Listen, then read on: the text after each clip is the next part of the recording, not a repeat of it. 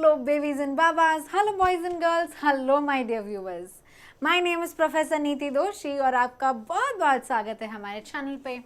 I hope आप सब स्वस्थ हैं और बहुत बहुत मस्त है. चलिए बच्चों, आज अभी इसी वक्त let us continue with our business law. बच्चों, हम बिजनेस लॉ पढ़ रहे थे. जी हाँ, हमने चैप्टर 1 मॉड्यूल 1 का चैप्टर 1 खत्म कर दिया है.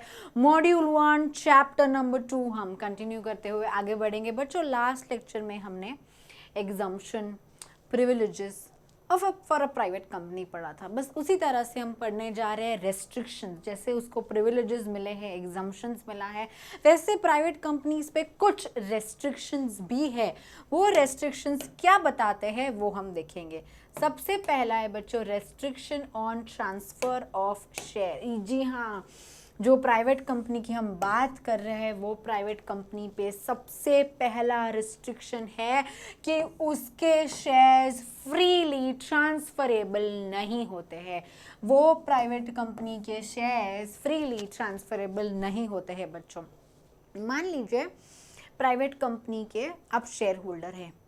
मान लीजिए प्राइवेट कंपनी के एक शेयर होल्डर है. बच्चों, प्राइवेट कंपनी का मतलब ही यह होता है कि वहाँ उस कंपनी के जो मेंबर्स है यानी जो शेयर होल्डर्स है वो क्लोजली रिलेटेड या फ्रेंड्स या ऐसे लोग हो. कंप्लीट आउटसाइडर्स प्राइवेट कंपनी में नहीं जनरली एंट्री करते हैं. आगे बढ़ेंगे. द आर्टिकल्स यानी बच्चों बात कर रहे हैं articles of association of private company must restrict the right to transfer the shares. बच्चों, दोबारा बताती हूँ. Articles of association, memorandum of association, meetings, directors, share holders, ये सबको लेके आगे के चैप्टर्स में और बहुत सारी नई नई चीज़ें हम पढ़ेंगे. अभी वो पढ़ेंगे तो हम खुद ही बहुत बर्डनड हो जाएंगे. हम धीरे धीरे पढ़ेंगे. कुछ चीज़ आपको नहीं समझती है अभी तो टेंशन मत लीजिए कि हैला ये मुझे नहीं समझा, ये स्किप कर दिया या वगैरह वगैरह. हम फ्यूचर में, आप एक बार बुक देखिए, बुक के कंटेंट एक बार आप देखिए, आपको सब वहाँ पे दिखेगा. तो जब वहाँ पे डिटेल में आएगा तब वो चीज़ डिटेल में पढ़ना ज़्यादा सेंस बनता है. ठीक है, चलेंगे बच्चों. Articles of a private company में रिस्ट्रिक्शन दिया जाता है कि भाई right to transfer of shares private company के आप नहीं कर सकते हैं. फर्स्ट.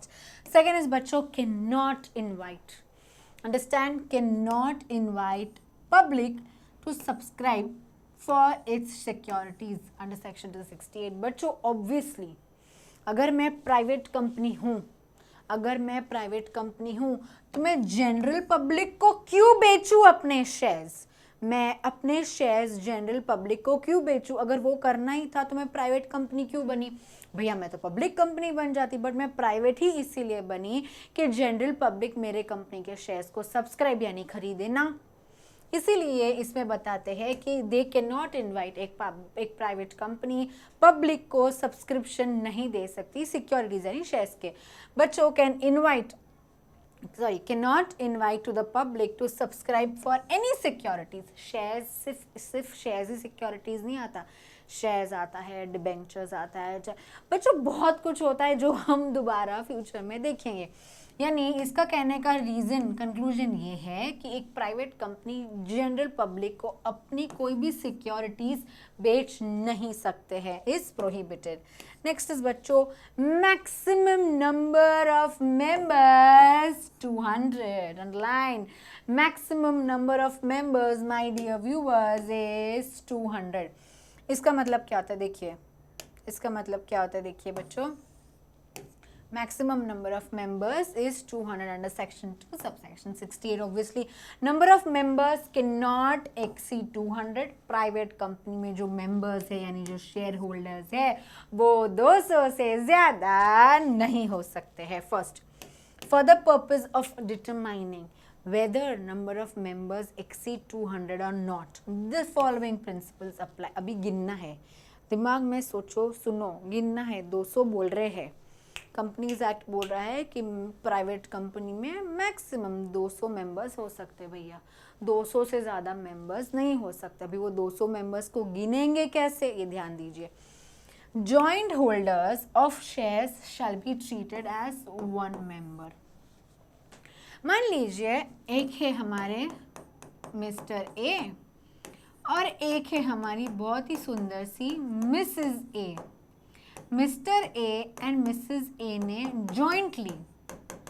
जॉइंटली ये कंपनी के शेयर्स को सब्सक्राइब किया है। इनके पास टोटल ये कंपनी के 10 शेयर्स है, प्राइवेट कंपनी के 10 शेयर्स है। बच्चों ये 2 शेयर होल्डर नहीं माने जाएंगे, इनके पास जॉइंटली शेयर्स है तो ये दोनों शेयर होल्डर को हम एक ही मानेंगे। 200 गिनना है ना, हमें 200 से ज़्यादा आगे नहीं बढ़ना है। वो गिनती करते समय, ये काउंट करते समय हमें 1 ही मेंबर ट्रीट करना है जॉइंट शेयर होल्डर्स को। फर्स्ट एम्प्लॉइज, यार ये एम्प्लॉइज बच्चों याद कीजिए, स्वेट इक्विटी लास्ट लेक्चर में ही देखा था। स्वेट इक्विटी क्या होता है? वो शेयर्स जो कंपनी अपने खुद के एम्प्लॉइज को शेयर्स अलॉट करती है, बच्चों उसे स्वेट इक्विटी कहते हैं। वो ही एम्प्लॉइज जो है, जो कंपनी के हैं, उनको हम shall not be counted in the number of members। Members जब काउंट कर रहे हैं, जो कि 200 से ज़्यादा नहीं हो सकते हैं, वो मेंबर्स अगर एम्प्लॉइज़ के पास शेयर्स है कंपनी के, तो वो एम्प्लॉइज़ को काउंट नहीं करना है मेंबर्स के लिस्ट में। नेक्स्ट, एक्स एम्प्लॉय, पहले काम करते थे वो कंपनी में, अभी काम नहीं करते, यानी ex employ who were members while in employment and continue to be so while employment ceased. Employment खत्म हो गई है, तभी जब शेयर्स लिया था तभी एम्प्लॉयज थे, अभी एम्प्लॉयमेंट में नहीं है, कंपनी छोड़ दी है, लेकिन तो भी शेयर्स अभी भी उनके पास है, तो भी उनको हम 200 के अंदर, लिमिट के अंदर हम इनको भी काउंट नहीं करेंगे। बच्चों आगे बढ़ेंगे। Memorandum must confirm to applicable model form in schedule 1।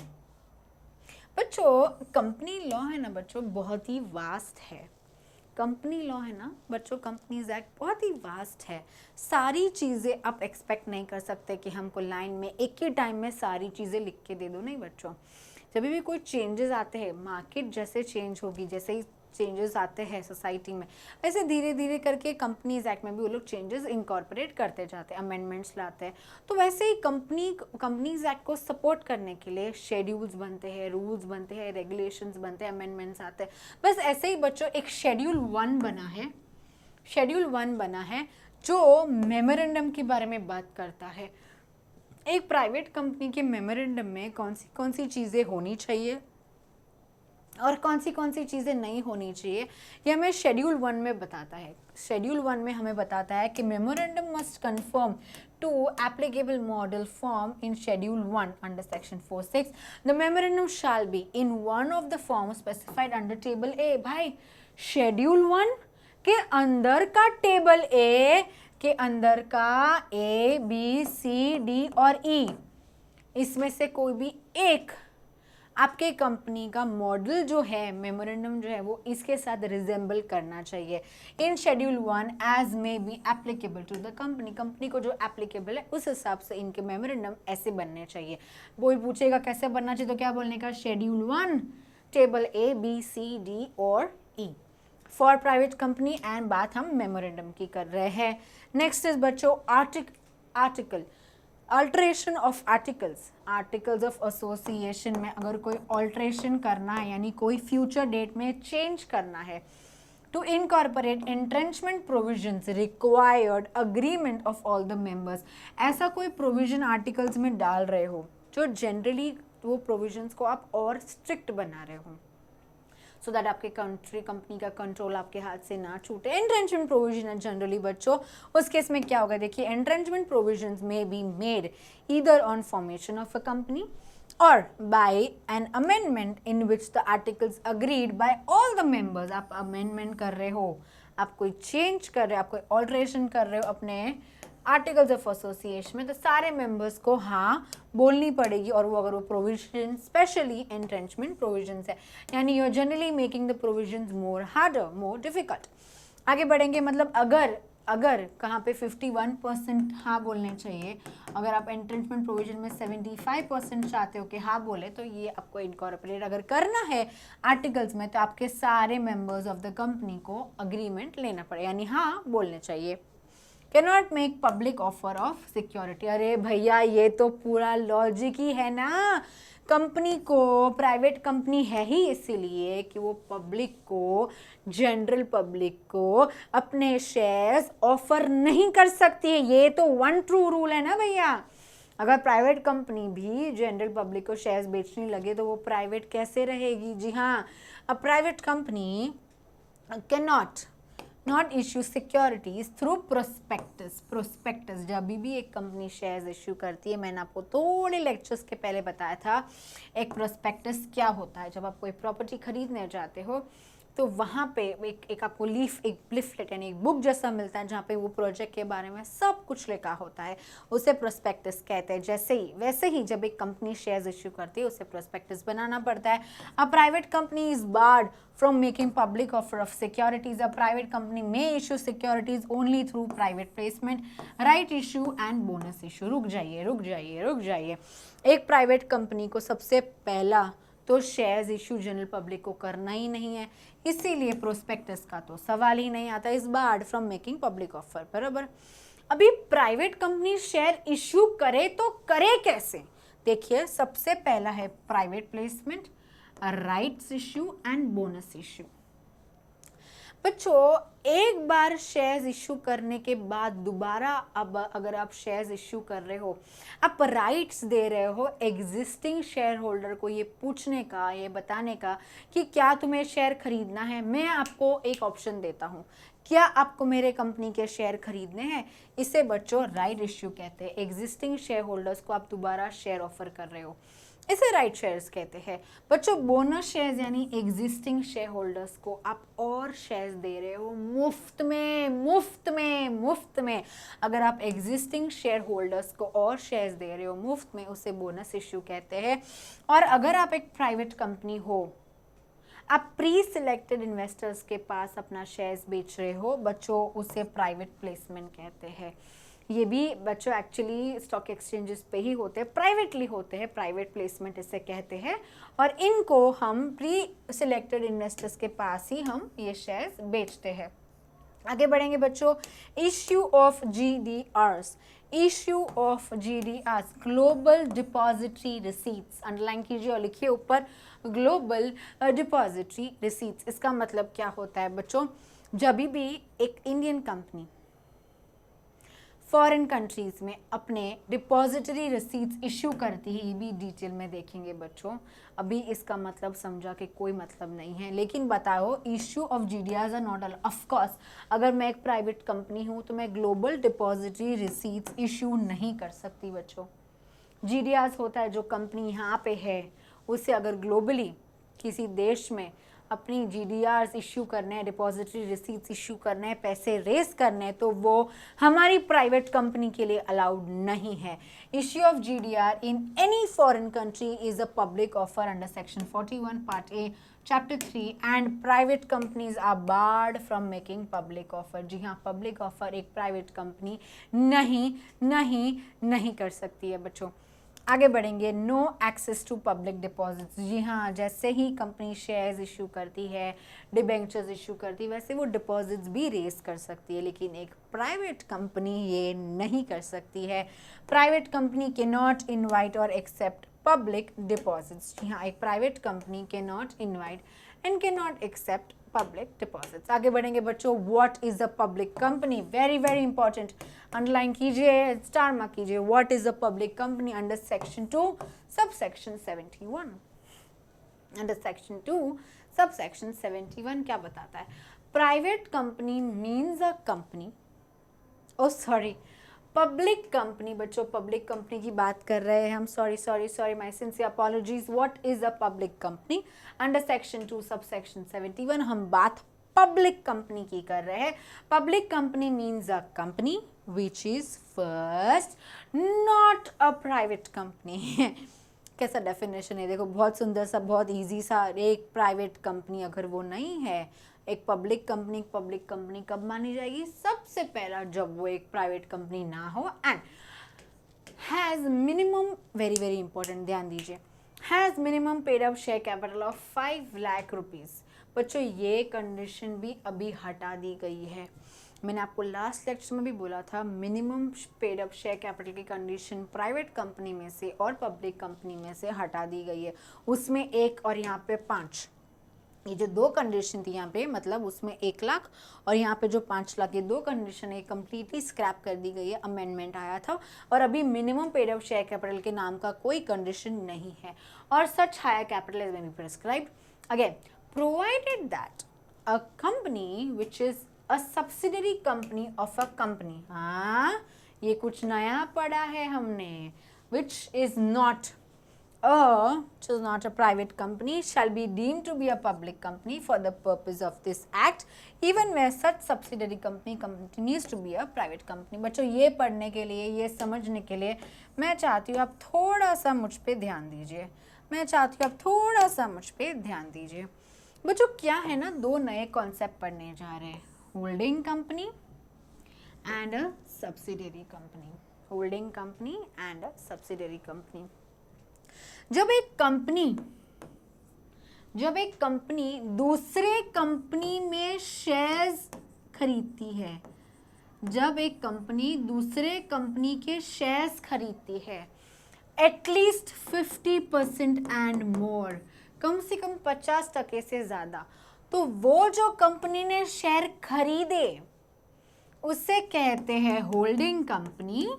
ध्यान दीजिए, उसे कहते हैं होल्डिंग कंपनी। और वो कंपनी जिसमें ये कंपनी ने शेयर्स लगाए, यानी पैसे लगाए, इन्वेस्ट किए, उसे कहते हैं सब्सिडियरी कंपनी। मान लीजिए एक है हमारी कंपनी ए और एक है हमारी कंपनी बी। कंपनी ए काफ़ी अच्छी चल रही है वगैरह वगैरह। कंपनी ए को कंपनी बी में इन्वेस्ट करना है, कंपनी को ही करना है, ध्यान दीजिए, लोग नहीं है, कंपनी ही है। कंपनी ए को कंपनी बी में इन्वेस्ट करना है और इन्वेस्ट करने के बदले में वो चाहता है शेयर्स। अब मानिए, अब देखिए, ये कंपनी में अगर ये 51% स्टेक खरीदते हैं, यानी 51% शेयर्स खरीदते हैं, तो ये कंपनी के अंदर शेयर होल्डर हो जाएगी एटलीस्ट मोर देन 50%, यानी 51%।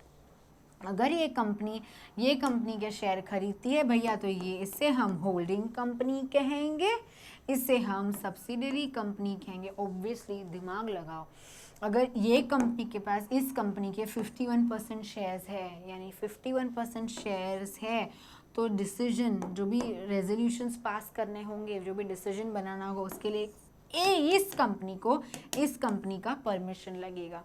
इसीलिए हम इस कंपनी को होल्डिंग कंपनी कहते हैं और इस कंपनी को सब्सिडियरी कंपनी कहते हैं। हम टाटा तो हम सब जानते हैं, आपने सुना है टाटा सन्स करके एक कंपनी है, टाटा सन्स करके एक कंपनी है बच्चों, सॉरी, टाटा सन्स करके एक कंपनी है। अब ध्यान दीजिए, टाटा सन्स, वो कंपनी ने और कंपनीज